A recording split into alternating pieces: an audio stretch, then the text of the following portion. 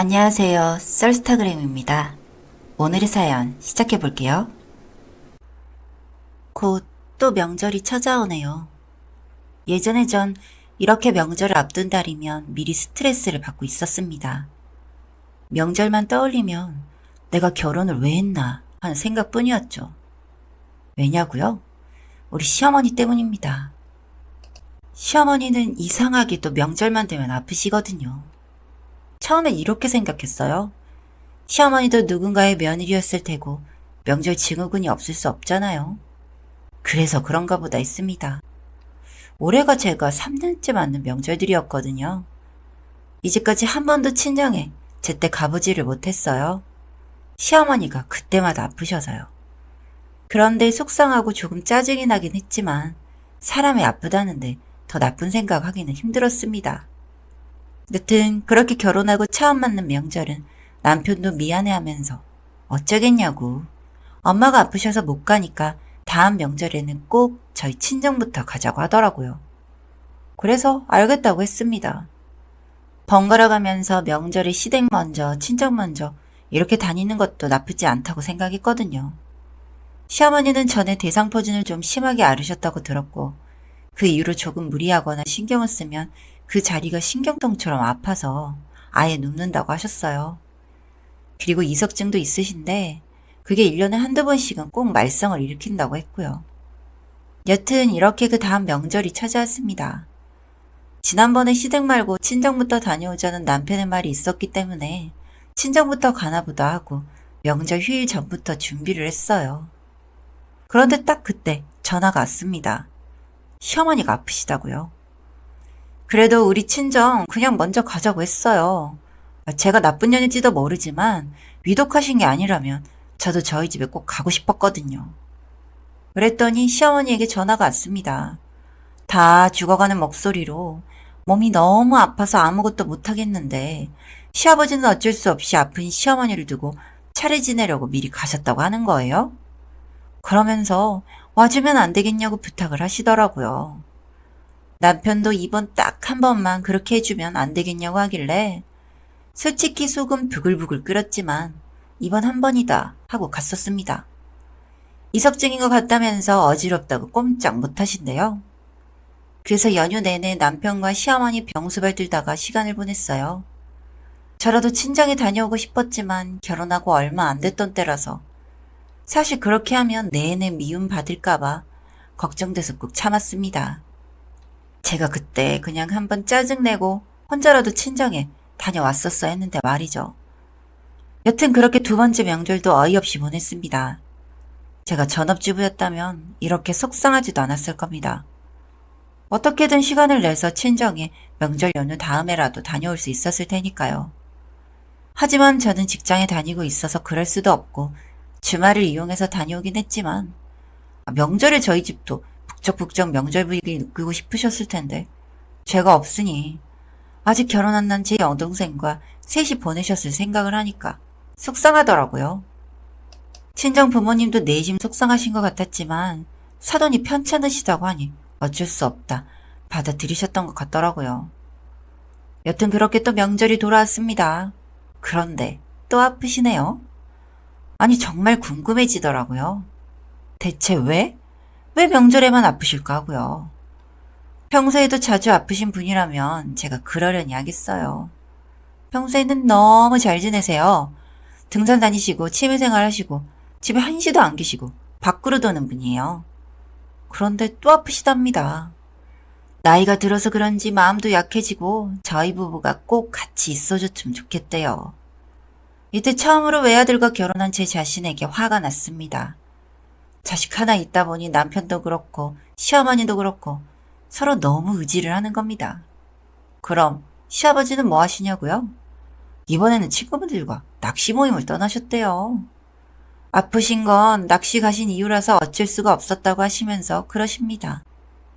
그래서 제가 그럼 시아버지는 명절에 안 오시냐 했더니 그 낚시 모임이 고향 친구들이랑 가는 거라 고향에서 볼일 보시니까 안 오신대요.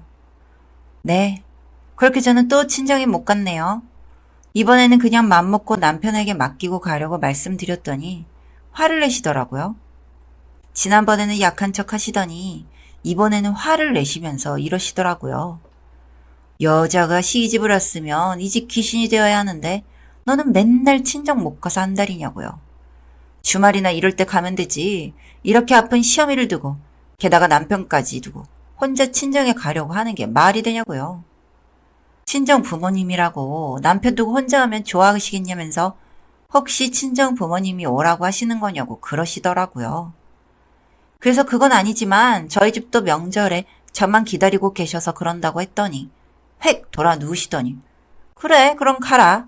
대신에 너 나한테 시집살이 톡톡히 당할 각오하고 다녀와. 이러시더군요. 세상에나 본인 입으로 시집살이를 시키겠다 선포를 하는 분도 계신가요? 정말 속이 터질 것 같았습니다. 그래도 참았습니다. 참지 않으면 어떻게 하겠어요. 전 아직 어리고 시어머니는 저렇게 벼르고 있고 옆에 있는 남편이라는 인간은 제 편이 돼주지 않고요. 그렇게 명절 연휴를 또 거지같이 보내고 나서 너무 화가 나서 직장에 어렵게 연차를 내고 일주일간은 친정에 가서 남편과 연락 끊고 지내버렸습니다. 카톡이며 전화며 난리더라고요. 그러던지 말던지 내버려 뒀어요. 그렇게 있는데 저희 친정엄마가 안 좋은 표정으로 저에게 오시더라고요. 시어머니에게 전화가 왔고 널 찾는다고요. 와, 이 남편이란 새끼가 시어머니한테까지 말을 했나 보더라고요. 어이가 없었고 여튼 전화를 받긴 했습니다. 그 당시 당장 이혼할 생각은 없었으니까요.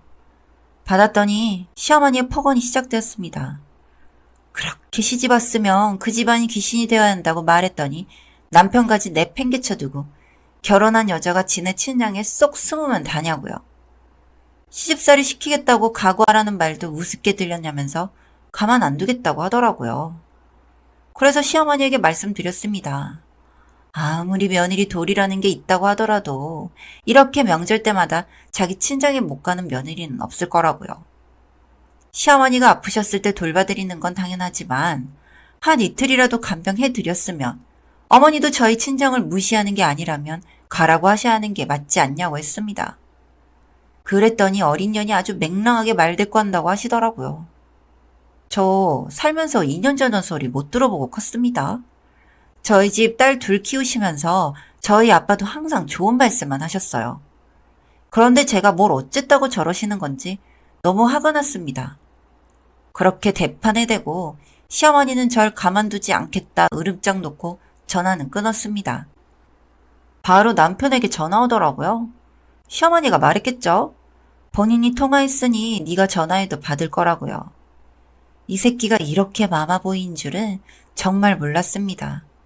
알았다면 결혼 안 했을 거예요. 이렇게 찌질한 새끼라는 걸 왜 연애할 때는 숨겼을까요? 여튼 전화를 받았더니 지네 엄마한테 전화가 와서 어쩔 수 없이 말할 수밖에 없었다네요. 그러면서 저보고 좀 너무하다고 하더라고요. 자기 엄마가 일부러 그런 것도 아니고 아파서 그러는데 어떻게 그럴 수 있냐고요. 그래도 자기 엄마가 제가 돌아와서 빌면 용서해준다고 했다면서 오라고 하더라고요. 코웃음이 나왔습니다. 그냥 이 인간은 믿고는 못 살겠다는 생각이 들더라고요. 싸움질을 해도 얼굴을 보고 퍼보이겠다는 생각이 들었어요. 친정 부모님도 자고 내일 가라고 하시는데 도저히 잠도 안 올 것 같아서 그냥 집을 나섰습니다. 제가 너무 흥분하고 화가 났었나 봐요.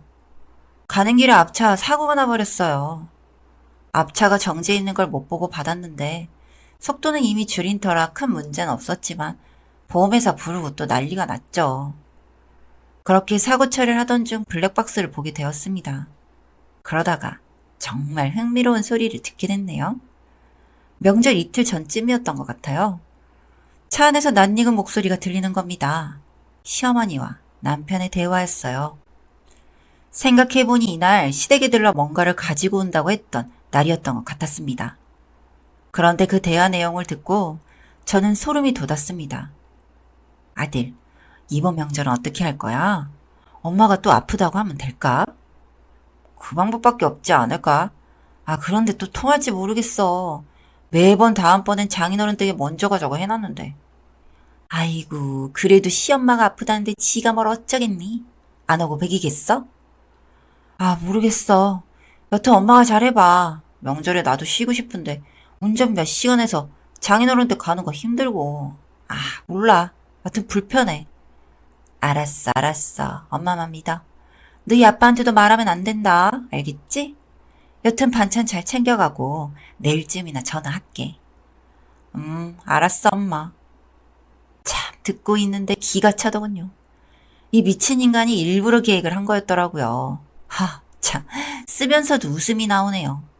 그러니까 저희 집에 가는 거 운전도 싫고 불편해서 지가 술을 쓴 거였어요. 거기에 시어머니는 좋다고 응한 거고요. 두 모자가 똑같으니 그랬겠지만 이젠 시어머니보다 남편이란 새끼를 용서할 수 없겠더라고요. 아주 잘 됐다 싶었습니다. 그 길로 바로 시댁으로 갔어요. 남편에게는 전화해서 시댁으로 오라고 했습니다. 남편은 엄마한테 사과하러 가는 거야? 그래. 그래야 편하게 살지. 우리 엄마 하나만 뒤끝 길어서 자기만 힘들어. 빨리 갈게. 요지랄 떨더군요. 시댁으로 갔습니다. 시부모님이 주무시려다가 초인종 누르는 게 저인 걸 보고 놀라신 눈치더라고요. 시어머니는 제가 사과하러 온 줄 알았는지 뿌듯한 표정이었고요. 인사드리고 남편 도착하면 말씀드리겠다고 하고 거실에 앉았습니다. 잠시 후 남편이 들어오더라고요. 그러면서 시어머니에게 엄마, 땡땡이 너무 뭐라고 하지 마. 이지랄. 속으로 어이가 없었지만 참고 이야기를 시작했습니다. 어머니 평소엔 정말 쌩쌩하시다가 꼭 명절 때만 아프신 이유가 있을까요? 바로 짚고 날렸네요. 시간 끌 필요 없을 것 같아서요. 그랬더니 팔딱 뛰시네요. 사과하러 온 줄 알았더니 지금 치주하러 왔냐면서 그러려고 이 시간에 이렇게 왔냐고 하시더군요. 옆에서 시아버지도 아가, 아무리 요즘 젊은 며느리들이 자기 할 말 다 하고 산다곤 하지만 이건 너무 경우가 없는 게 아니냐고 하시더군요. 그래서 웃으면서 말씀드렸습니다. 아니, 아버님은 그런 의문 안 들으셨어요? 왜 내 와이프는 명절만 되면 아플까? 왜 그때만 아파서 며느리는 친정에 못 갈까? 이런 생각이요. 그랬더니 명절 다가오니 스트레스 받아서 그런 거 아니겠냐면서 호통을 치시더라고요. 네, 아버님. 저 역시 그런 줄 알고 있었어요. 그런데 그게 아니었더라고요. 하면서 가방 속에서 차 안에서 떼은 블랙박스 영상을 보여드렸습니다. 두 모자의 대화를 말이죠. 시아버지는 다 보고 나시더니 지금 둘이서 뭐하는 짓거리냐고 화를 내시더라고요. 화를 낼 사람은 전데 시아버지가 하도 날리셔서 좀 진정하시라고 했습니다. 아무리 아들을 사랑하셔도 그렇지 아들이 이렇게 못나고 사람 아닌 짓을 하면 어머니란 사람이 그걸 바로 잡아주셔야 하는 거 아닌가요? 어떻게 같이 동조를 해서 이렇게 사람을 속이세요? 저희 친정이 그리고 제가 우스워 보이세요? 이렇게 싸고 도시니까 이 정신머리 없는 인간이 영영 구지할 길이 없는 거 아니겠어요? 했더니 말이 너무 심하다고 하시더라고요. 말이 뭐가 심해요, 어머니? 아니죠. 이제 저에게 어머니 아니시니까 아주머니. 경우 없이 자란 인간 사람 못 만들어서 장가 보냈으면 독립해서 잘 살기라도 해주실 것이지. 그렇게 아깝고 보기 애처로우면 그냥 끼고 사세요. 나이 그만큼 드셔서 추잡스러운 짓 하지 마시고요. 했더니 인연이 아주 미쳤다면서 저에게 삿대질을 하시면서 난리시더라고요. 그래서 말씀드렸습니다. 그렇게 사랑하는 아들 곧 다시 보내드릴 테니 평생 그렇게 아들 뒤나 닦아주면서 사세요. 제가 빠져드릴게요. 그리고 너 이 새끼야. 우리 부모님이 널 뭘 불편하게 했냐? 그냥 어른이면 불편하지? 나도 마찬가지야. 나라도 너네 집에 편해서 다닌 줄 아니? 너네 부모님이 너무너무 좋아서 다니는 줄 알았냐? 이렇게 엄마 치맛복에 쌓여서 살 거면 그냥 살지. 왜 나랑 결혼해서 이 지랄이야? 앞으로 너 니네 엄마랑 살아. 알았지? 앞으로가 아니네. 그냥 너 오늘부터 여기서 지내면 되겠다. 그치? 네. 그렇게 퍼붓고 저는 지금 이혼 준비 중입니다. 신혼집이었던 곳은 부동산에 내놓았고 친정에 와 있어요. 이 거지 같은 인간들 때문에 괜한 직장까지 그만두고 쉬고 있네요.